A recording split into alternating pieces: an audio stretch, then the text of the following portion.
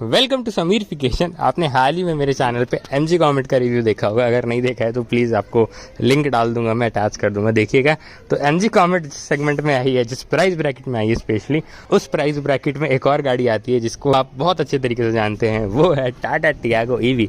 अब देखो, Tata Tiago EV की बात ना करो MG कॉमेट के साथ तो आपको पाप लगेगा, क्योंकि जो दोनों की प्राइस है वो लगभग सिमिलर ही है। काइंडा सिमिलर तो नहीं कहेंगे, लेकिन हाँ, टियागो EV थोड़ी सी ज़्यादा रहेगी। कितनी रहेगी? 80-82 हज़ार रुपये ज़्यादा रहेगी। लेकिन जो MG कॉमेट है वो भी कुछ कम नहीं है। वो 7.98 लाख इंट्रोडक्टरी प्राइस रखा गया है उसका, 7.98 लाख रुपीज़। तो आप ये एक बार को कंपेयर करोगे ही कि यार जब 8 लाख रुपये 8.5 लाख रुपए की दोनों गाड़ियां हैं तो हम किसकी तरफ स्विच करें। तो मैं बहुत कुछ आपको इस वीडियो में बताने वाला हूं दोनों ही गाड़ियों के बारे में। अब MG कॉमेट मैंने चलाई है तो उसके बारे में थोड़ी सी ज़्यादा बातें बता सकता हूँ। टियागो EV भी मैंने वॉक अराउंड वगैरह बनाया है उसका, लेकिन रिव्यू नहीं करा है, प्रॉपर चलाया नहीं है, रेंज वगैरह टेस्ट नहीं करी है। तो उसके बारे में भी थोड़ी बहुत बातें मैं आपको करके बता दूंगा इस वीडियो में। यही सब बातें आज होने वाली हैं। अगर आप पहली बार आए थे तो सब्सक्राइब कर लीजिएगा, यहाँ पे गाड़ियों की वीडियोस आती हैं, और लाइक कर देना यार अगर कंटेंट अच्छा आ रहा है तो, अच्छा लग रहा है तो। और कुछ फीडबैक देना है तो नीचे कमेंट सेक्शन में आपका वेलकम है। अब आइए शुरू करते हैं इस वीडियो को। तो सबसे पहले बात करेंगे डायमेंशंस के बारे में। तो ये बात सबको पता है कि MG कॉमेट काफ़ी छोटी रहने वाली है टियागो EV के साथ। आई मीन नैनो से भी थोड़ी सी छोटी है ये, स्पेशली जो इसका विड्थ है वो सिर्फ चौड़ा है नैनो से, इसके अलावा सारी चीज़ें जो हैं वो कम है। अब डायमेंशन की बात करें तो आप नंबर्स में देख सकते हो यहाँ पे स्क्रीन पे। मैं बहुत ज़्यादा नंबर बोल के आपको पकाऊंगा नहीं, हाँ, लेकिन ओवरऑल लेंथ की बात करें तो जो टियागो EV है वो 3769 mm की है उसकी लेंथ, और अगर कॉमेट EV की बात करें तो वो 2974 है।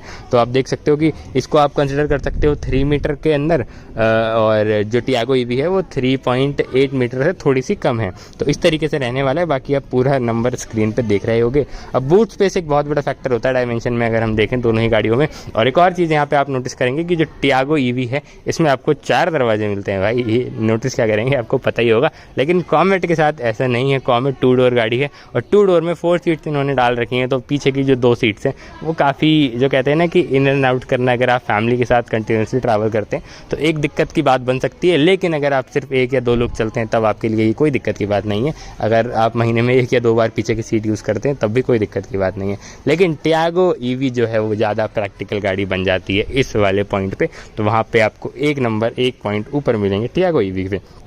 उसके बाद आते हैं बूट स्पेस के ऊपर। अब बूट स्पेस देखो, कॉमेट में तो ना के बराबर ही आप देख सकते हो। यहाँ पे जो शॉर्ट मैट लगा रहा हूँ कि एक बैग मैंने डाला, पिट्ठू बैग जो है, उसके बाद वो पूरा ही ख़त्म हो गया।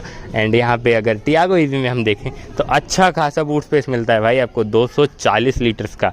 250 लीटर से थोड़ा सा कम बूट स्पेस मिलेगा, जिसमें आप ठीक ठाक लगेज रख सकते हैं, और बहुत ईजी है लगेज रखना भी। ऐसा नहीं है कि बहुत क्रैम्प्ड स्पेस है और ऐसा कुछ है। स्पेयर व्हील आपको दोनों ही गाड़ियों में नहीं मिलता है, इसीलिए दोनों ही गाड़ियों में आपको पंचर रिपेयर किट और टायर इन्फ्लेटर मिलता है। ये एक अच्छी चीज़ है दोनों ही गाड़ियों के लिए। यहाँ पे जो टियागो EV है ये एक पेट्रोल गाड़ी रही है शुरू से, तो इसका जो स्ट्रक्चर है ओवरऑल वो आपको बहुत ऐसे वॉशिंग मशीन वाले डिज़ाइन नहीं लगेगा, या कोई होम अप्लायंस जैसा नहीं लगेगा, क्योंकि ये कार लाइक लगती है। लेकिन कॉमेट EV के साथ ऐसा नहीं है। कॉमेट EV ग्लोबली बहुत टाइम से आ रही है, इंटरनेशनल मार्केट में EV ही आ रही है वो, और वो जो उसका शैसी है वो EV के लिए ही डिज़ाइन करा गया है। वो पहले पेट्रोल या आइस इंजन में नहीं आती थी, वो शुरू से ही EV में आई है। लेकिन टियागो EV के केस में ऐसा नहीं है। तो आपको एक कार लाइक EV चाहिए तो आप टियागो EV की तरफ बेटर जा सकते हैं, वो एक अच्छा समझदारी वाली बात बनेगी। लेकिन अगर आपको बहुत कॉम्पैक्ट गाड़ी चाहिए जिसको आप शहरों में चला लो, पतली गलियों में भी घुसा लो, चांदनी चौक आपका जाना डेली हो रहा है, पुरानी दिल्ली की सड़कों पे आपका जाना डेली हो रहा है, तब आपके लिए थोड़ी सी प्रैक्टिकल बनती है MG कॉमेट। लेकिन वो सारी चीज़ें जो हैं दोनों आप टेस्ट ड्राइव लीजिएगा लेने से पहले। मैं तो बस आपको एक, जो कहते हैं ना कि थोड़ी सी आसानी ला रहा हूँ आपकी इस डिसीजन में। अब आ जाते हैं रेंज एंड ओवरऑल चार्जिंग वगैरह क्या कैसी है दोनों ही गाड़ियों की। तो सबसे पहले बात करते हैं कॉमेट के रेंज के बारे में। 230 किलोमीटर की इसकी क्लेम्ड रेंज है। अगर आप टियागो EV से कंपेयर करोगे तो ये कम है। टियागो EV में आपको 2 ऑप्शन मिलता है, एक मीडियम रेंज और एक लॉन्ग रेंज। लॉन्ग रेंज में 315 किलोमीटर की क्लेम्ड रेंज है, मतलब जो नेक्सॉन वाला ब्रैकेट है वहाँ चला गया रेंज। लेकिन वो रियल लाइफ में थोड़ी कम ही मिलेगी, सिर्फ नंबर पर नहीं जाना होता है हमेशा। और अगर आप लो रेंज कहना सही नहीं रहेगा, मीडियम रेंज वाली जो टियागो ईवी है उससे कंपेयर करोगे तो कॉमेट का जो रेंज है वो काइंड ऑफ सिमिलर ही है।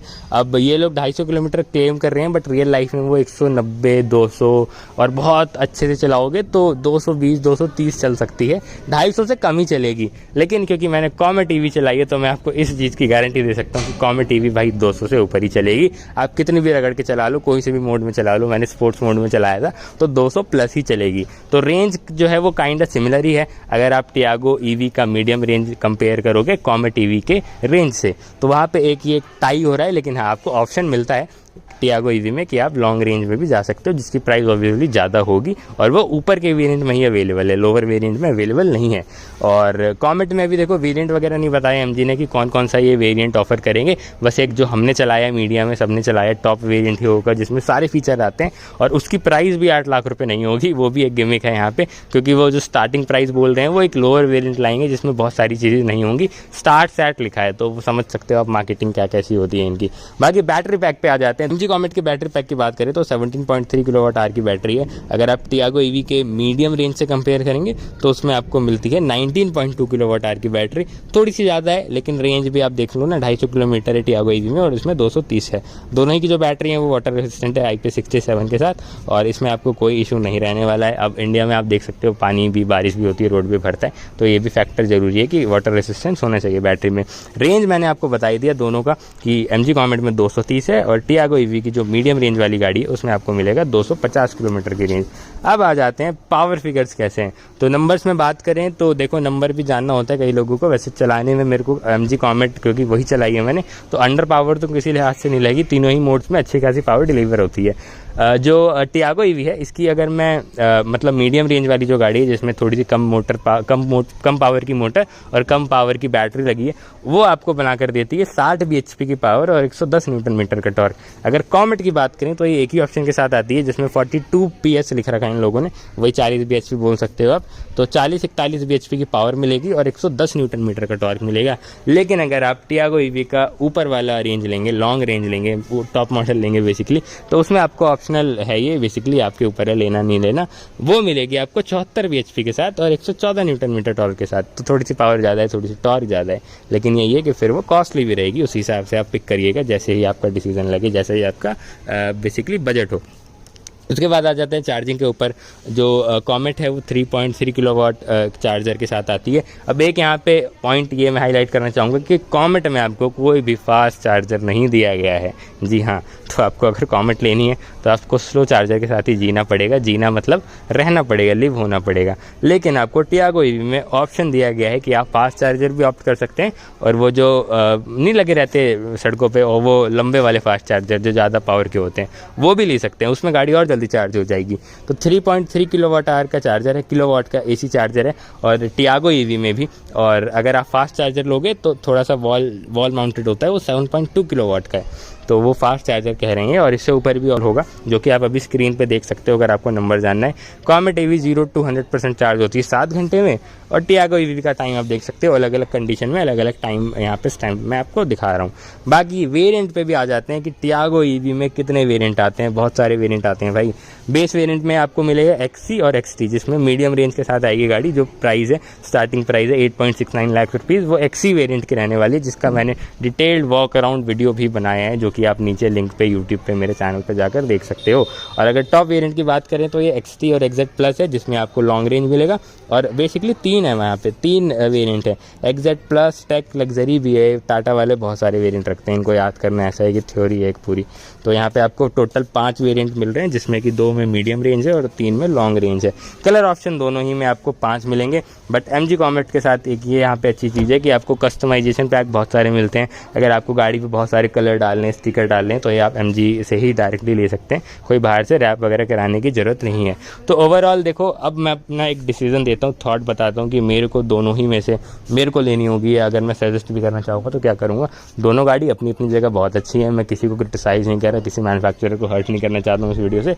बस ये है कि हाँ, एक डिसीजन मेकिंग जो है वो आपकी आसान हो जाए, इसलिए वीडियो बना रहा हूँ। अब पहले बात करेंगे टाटा टियागो ईवी की। अगर आपको एक प्रैक्टिकल गाड़ी लेनी है, किस वे में, चारों ही दरवाजे आपको चाहिए, आपको सिटिंग जो है वो 5 ही सीट यूज़ करनी है, आप 5 लोग तो आराम से बैठ जाओगे टियागो ईवी में, तब आप एक तरफ को जा सकते हैं टियागो ईवी की तरफ। प्राइस थोड़ा सा ज़्यादा है, 1 लाख रुपये के करीब ज़्यादा है अगर आप लोअर वेरिएंट का कंपेयर करोगे MG कॉमेट वाले से, तो प्राइस ऑब्वियसली ज़्यादा है, लेकिन वहाँ पे आपको ये जस्टिफिकेशन मिल जाती है कि थोड़ी सी रेंज ज़्यादा है और गाड़ी प्रैक्टिकल ज़्यादा है। फीचर वगैरह के मामले में ऑब्वियसली MG कॉमेट में बहुत सारी चीज़ें हैं ज़्यादा, जो कि आपको फीचर वगैरह अगर आपको चाहिए, हाँ सनरूफ जैसी चीज़ें तो नहीं मिलेंगी, लेकिन ओवरऑल जो टेक रिलेटेड फीचर्स हैं वो आपको MG कॉमेट में ज़्यादा अच्छे से मिलेंगे और ज़्यादा बेहतरीन तरीके से मिलेंगे, ज़्यादा सुलझे हुए मिलेंगे।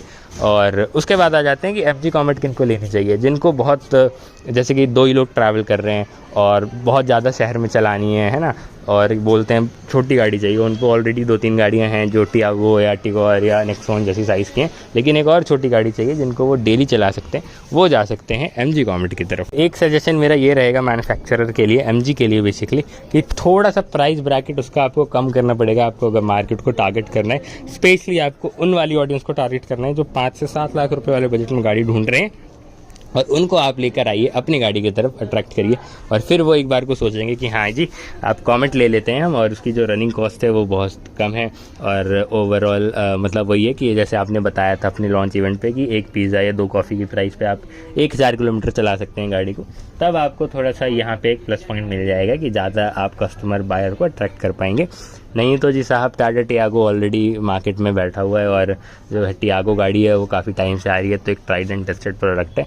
अब टाटा के साथ भी बहुत सारी ऐसी चीज़ें हैं जो यहाँ पे मैं बोल सकता हूँ कि हाँ इनके साथ ये दिक्कतें हैं, ये गलत है, तो ओवरऑल एक फिर वो ही हो जाएगा कि बहुत क्रिटिसाइज़ करने वाली वीडियो हो जाएगी, जिसकी बात हम किसी और दिन करेंगे। लेकिन हाँ मेरा एक थॉट ये है कि आप MG कॉमेट तब लिए जब आपका बजट इशू नहीं है और आपको एक बहुत ऐसी गाड़ी चाहिए जो कहते हैं ना कि एकदम थोड़ी यूनिक दिखे, जिसका रोड प्रेजेंस ज़्यादा हो, आप मतलब बहुत ऐसे अलग लगे रोड पे, आपको लोग ध्यान दें, अट्रैक्ट करें बेसिकली आप लोगों को, और टेक सेवी हों। आप देखो दोनों ही जो गाड़ी हैं ओवरऑल टेक के मामले में तो विन MG कॉमेट ही कर रही है, क्योंकि जो MG कॉमेट में स्क्रीन आती है वो बहुत लोग अट्रैक्ट करेगी कि 10.25 इंच की स्क्रीन है, तो वो एक बहुत बड़ा प्लस पॉइंट हो जाता है। और बहुत सारी चीज़ें हैं गाड़ी में फीचर की, आप गाड़ी के क्लोज आओगे तो वो अपने आप अनलॉक हो जाती है अगर की फॉब है आपके पास, और ये सारी चीज़ें हैं। लेकिन स्पेस वगैरह ओवरऑल टियागो EV का ऑब्वियसली बेटर है, क्योंकि गाड़ी बड़ी है, तो एक प्लस पॉइंट यहाँ पे वो गाड़ी लेकर जाती है। प्लीज़ लाइक और सब्सक्राइब कर देना, बहुत मेहनत लगी है।